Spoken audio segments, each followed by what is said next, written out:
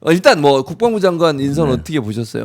저는 뭐 아주 잘 하셨다고 봐요. 네네. 사실 지금 이전 얘기할 수 있는데 민간인 안규백 장관을 국방장관으로 쓰면 좋겠다를 제가 제일 먼저 이재명 그 당시 대표님한테 말씀드렸어요.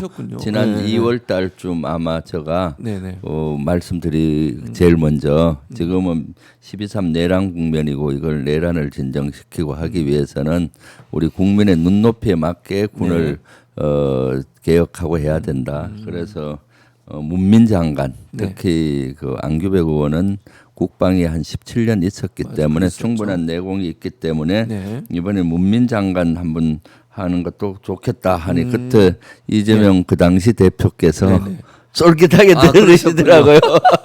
첫 번째 얘기한 사람이 김병주 의원이었다. 저예요. 그래서 아마 저는 누구보다 안규백 의원이 국방부 장관 아주 잘하실 거라고 보고 또 뒷받침 잘 할 예정입니다. 알겠습니다. 그래서 뭐 어쨌든 김병주 우리 최고위원께서 군에서 오래 계셨기 때문에 군의 생리나 군의 시스템은 잘 아시니까 뭐 국방부 장관이 되시더라도 안규백 의원이 많은 조언을 들어야 된다고 생각합니다. 그럼요. 운영하는데 또 그게 필요하다고 보고 또 김병주 의원은 뭐 국회에 계시면 최고위원도 하시지만 앞으로 또 여러 가지 일들을 하셔야 된다고 저는 봅니다.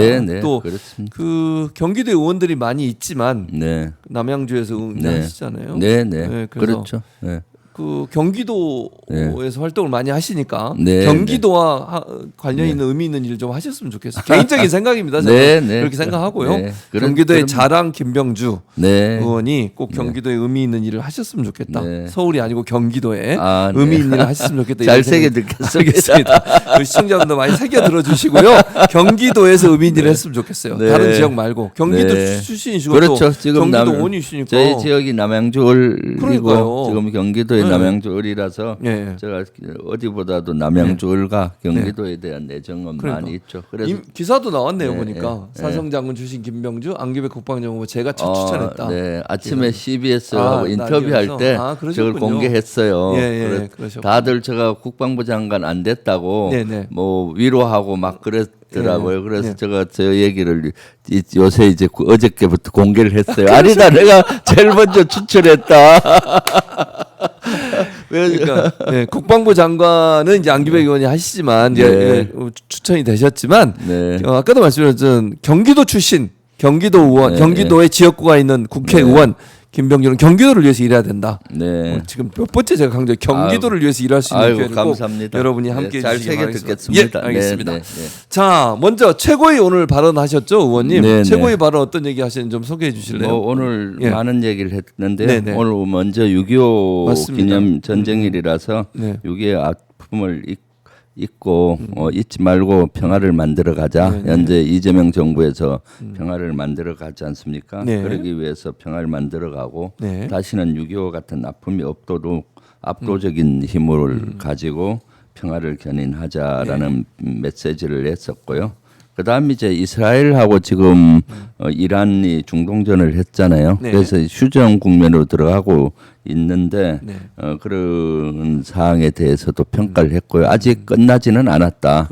그렇기 때문에 국민의 안전을 위해서 우리 정부와 당이 앞장서서 하겠다는 것들 말씀드리고 또 지금 코스피가 3,100을 돌파했잖아요. 그래서 지금이 경제적으로 소비 심리도 회복하고 경제적으로 회복하고 있는 것 같아요. 그래서 이런 소비 심리와 경제가 회복하고 있는 심리를 실제 경제가 회복되도록 해야 된다. 그러기 위해서는 추경이 지금 국회에서 심의하고 있는데 최대한 빨리 이것이 되도록 해야 되고 내일 또 이재명 대통령께서 국회 오셔서 시정연설이 계획되어 있거든요. 그래서 그런 추경에 대한 그러한 당부도 했었고요. 그리고 오늘 그거 말고도 이제 검찰에서 이제 윤석열 내란 수괴를 체포영장 청구한 이런 문제라든가 내란 특검에 대해서도 얘기했고요. 그다음 오늘 보니까 여러 가지들 중에서도 그 대북 송금에 관련해서 그 한 분이 관련됐던 분이 증언을 한 인터뷰 기사가 그것은 경기도와 무관하다. 자기들 주가를 올리기 위한 방편으로 했다라는 인터뷰가 나왔잖아요. 그걸 가지고 이제 분석을 해서 이것이 검찰의 공작 정치 또는 검찰 정치의 전형을 보여준다. 네. 이재명 주기 프로젝트가 아니냐는 거를 말씀드렸죠.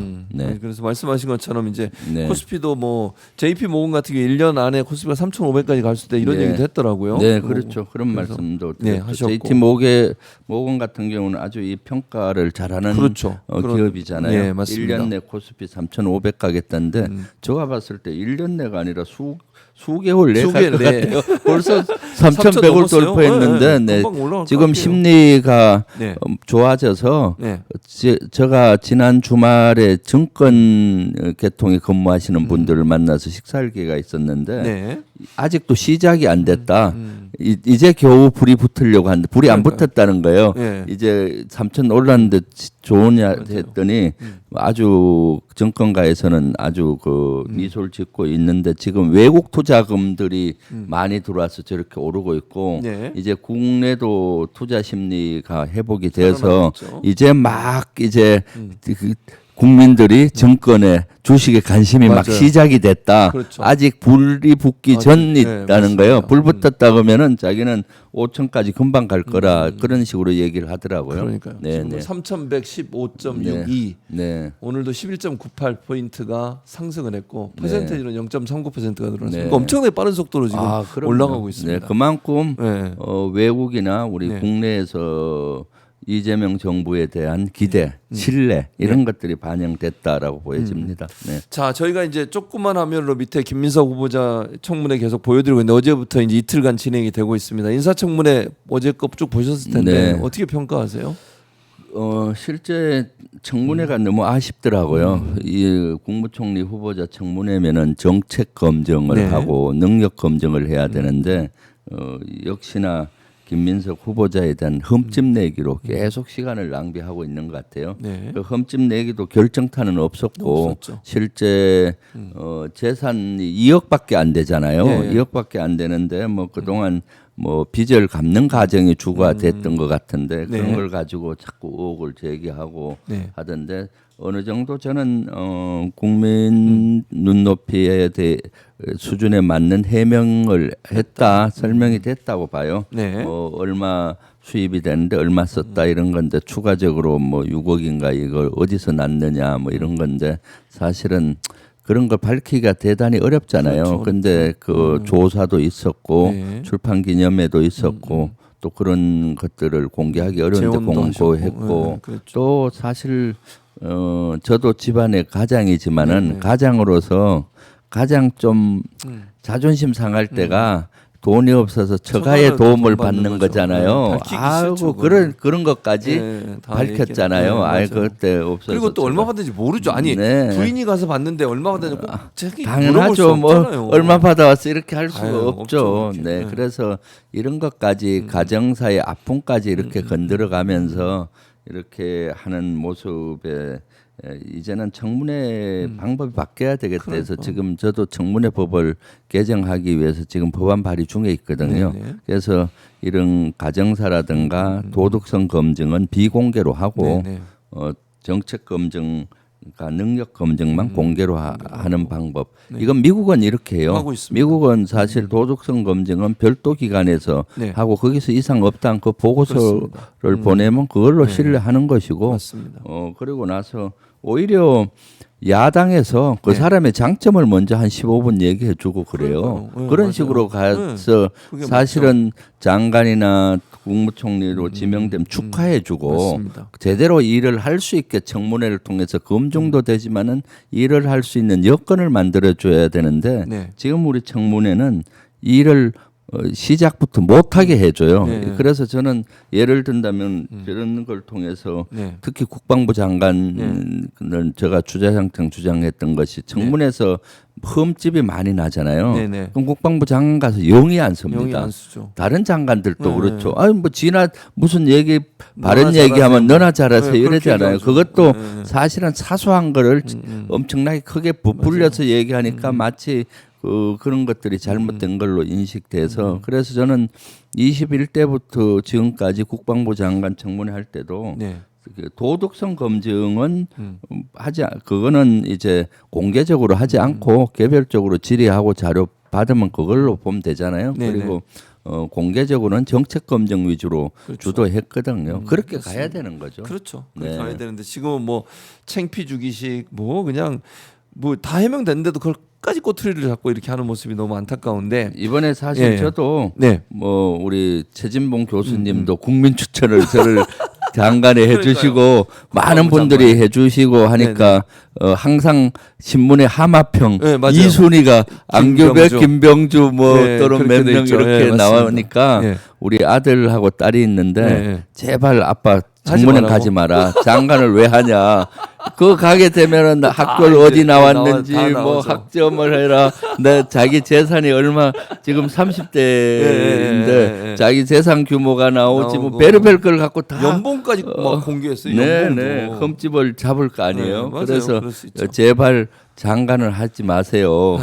아빠나 열심히 정치하는데 자기들의 삶을 끌고 들어가지 않았으면 좋겠다는데 지금 보면은 자식, 가족 지금 심지어 전처까지 그거 가족 사이의 아픔이잖아요. 그러니까요. 그리고 자료 제출 안 했다고 뭐 계속 욕 뭐라 하는데 자료 중에 보면은 제출할 수 없는 것들이 많아요. 전처에 뭐 무슨 뭐 출입국 기록이니 뭐 등등 뭐 무슨 은행 거래 내역이니 뭐 이런 것들이 많잖아요. 그리고 자녀의 뭐 성적표, 생활 기록부 그게 왜 필요한 겁니까? 필요하지 않죠. 그리고 특히 전처는 이미 남이에요. 그렇죠. 그리고 이미 이혼하고 전처가 된 경우는 어떻습니까? 관계가 좋은 경우도 있지만 나쁜 경우도 있잖아요. 있죠. 그 아픔을 다시 끄집어낸다는 것 자체가 아우 전 진짜 이해가 안 되는 그런 분야죠. 기본이 안 돼 있는 그런 상황이라는 생각이 듭니다.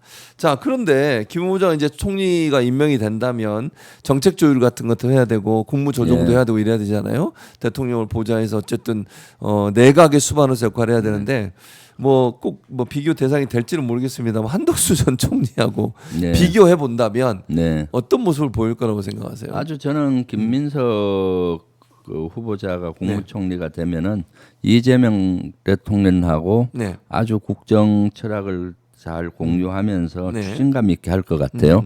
한덕수 사실은 전 총리 같은 경우는 뭐 윤석열 전 대통령하고 실제 같이 근무한 것도 없고 갑자기 이렇게 와서 전형적인 관료로서의 뭐 새로운 일을 하는 것보다 겨우 현상 유지에 급급했잖아요. 그런데 김민석 후보자는 제가 최고위원으로서 1년 가까이 옆에서 맨날 생활했잖아요. 그리고 21대부터 같이 생활을 해보면은 상당히 정치적인 내공을 갖고 있어요. 30년 동안 이런 내공을 가지고 있고 그 중에서도 한 20년 가까이 참 어려운 시기를 보냈잖아요. 그래서 지금은 대단히 성숙돼 있고 그리고 무엇보다도 수석 최고위원 당선될 때부터 이재명 정부의 집권 마스터 플랜을 짜겠다 해서 실제 수석 최고위원 하면서 이재명 정부가 들어섰을 때 마스터 플랜을 짜고 했기 때문에 이재명 정부의 비전가청 사진을 이재명 대통령과 가장 많이 공유했던 분이에요. 그럼 그것을 이제 행정부에서 실현을 시킬 수가 있고요. 또 통찰력과 추진력이 아주 강해요. 추진력도 아주 강하고 통찰력이 있고 그래서 중심을 잡고 일하는 국무총리로 자리매김할 것 같아요. 그냥 자리 지키는 국무총리가 아니라 일하는 국무총리로서 자리매김할 것 같고 또 이재명 대통령하고 훨씬 탄회하게 이렇게 소통이 잘 되거든요. 그렇기 때문에 그 대통령실과 행정부 간에도 잘 이렇게 소통되면서 가지 않을까 싶습니다. 그 사이에 우리 이제 작가가 옛날 사진 하나를 찾아냈어요. 요 사진입니다. 요 사진. 남자의 선을 살려주는 명품 정장 땡땡땡땡. 여기 광고 모델을 했어요. 브랜드 없어졌어요? 저기 저런 게 있었나요? 저는 기억도 안 나는데 어쨌든. 그러면서 국회의원 김민석 양복 광고, 의상 광고. 2000년 초만 해도 김민석은 스타였죠. 그랬었죠. 대단한 맞아요. 스타였고, 스타였죠. 그래서 그때 아마 김민석을 대다수 국민들은 알 정도로 그렇죠. 알고 있었죠. 그런데 그 이후에 아픔이 있어서 계속 국회의원을 못 하시고 야인 생활을 하시면서 또 성숙이 더 됐더라고요. 맞아요. 네. 네. 그러니까 저나 김병주 의원도 광고 좋아합니다. 네. 연락 주시기 바랍니다. 아니 그러니까 김병주 의원님 안보 관련해서 뭐 이거 하시면 경비업체 이런 거 하시면 되잖아요.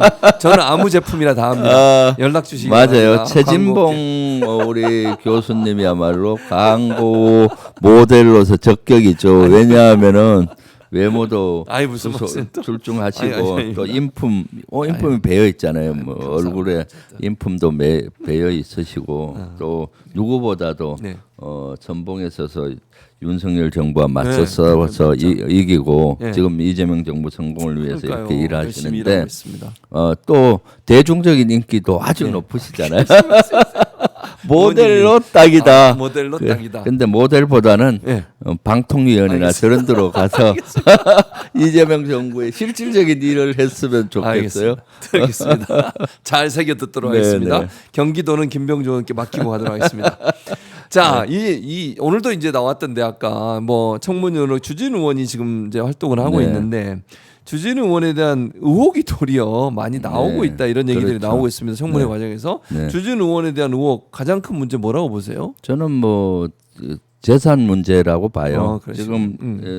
지금 주진우 의원이 계속 공격하는 것이 김민석 후보자의 재산 형성 과정의 문제, 재산 2억밖에 안 돼요. 그리고 빚을 갚아가는 과정의 문제, 얼마나 고충이 했겠습니까? 그런데 본인은 제가 알기로 한 70억 정도 재산이 있는 것 같고 여러 가지 그런 것들을 명확히 해명을 할 필요가 있는 것 같아요. 그래서 사실은 뭐 본인이 좀 떳떳해야 이렇게 할 수가 있지 않습니까? 그래서 이 문제에 대해서는 강덕구 의원이나 뭐 또는 박찬원 의원이 계속 주진우 의원에 대한 문제 제기를 하고 했지 않습니까? 그러면 본인도 그런 거에 대해서 꼭 청문위원으로서가 아니라 그런 문제 제기가 되면은 본인도 떳떳하게 이런 해명을 하고 설명을 할 필요가 있는 거죠.